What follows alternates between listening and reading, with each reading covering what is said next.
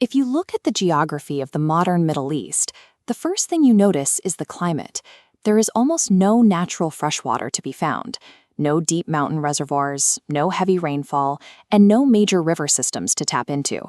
Yet, sitting right in the middle of this arid landscape are some of the most advanced, densely populated megacities on Earth. Millions of people live, work, and build here. And for those millions of residents, the water feels entirely natural.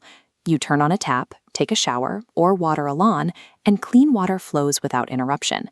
But that abundance is an illusion. The water flowing through those cities is entirely artificial. These societies rely completely on a system of manufactured survival.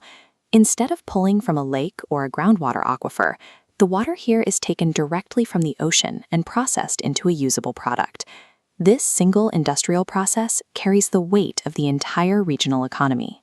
It supplies the hospitals, cools the massive data centers, sustains the military bases, and keeps the tourism sector running. Desalination serves as the primary foundation for the entire region, keeping tens of millions of people alive every single day. If these processing plants stopped working, urban centers like Dubai, Riyadh, and Abu Dhabi would experience severe, life-threatening water stress almost immediately. When a nation scales up this technology to support its entire population, it crosses a threshold. It relies on a machine for its very survival. Turning the ocean into a drinkable resource is essentially a battle against chemistry. Salt water naturally wants to stay bound together. To get clean water out, you have to violently force a chemical separation. The traditional way to do this is thermal desalination. You boil massive amounts of seawater, turning the water into vapor while the salt is left behind, and then you condense that clean vapor back into a liquid.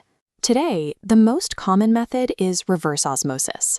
Instead of heat, this uses extreme mechanical pressure to shove seawater through microscopic membranes. The water molecules squeeze through, and the dissolved salt gets blocked. Pulling this off at a national scale requires enormous physical infrastructure.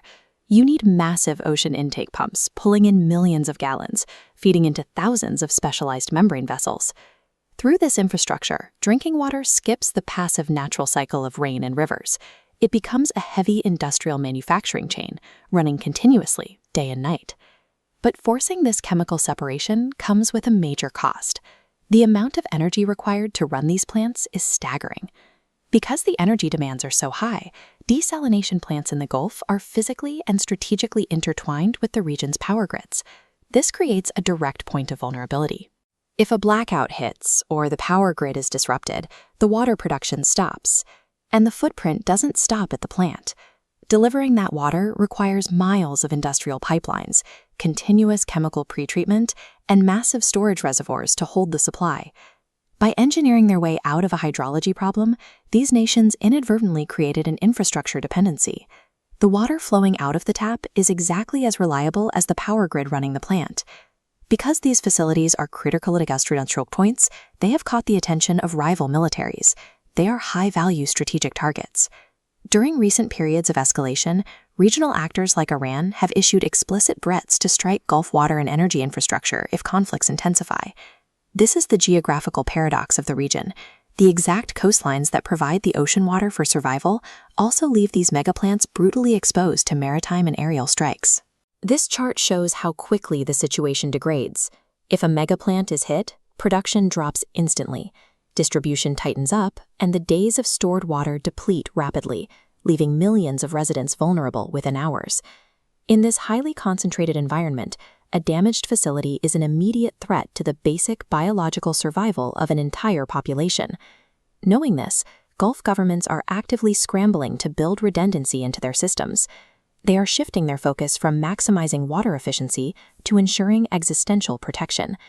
We often look at advanced modern societies and assume they have conquered the natural world, but they haven't. Instead, we have built highly complex, fragile machines that allow us to temporarily negotiate with geography. The modern Gulf exists because water is being manufactured. When survival is the output of an industrial process, the margin for error is zero.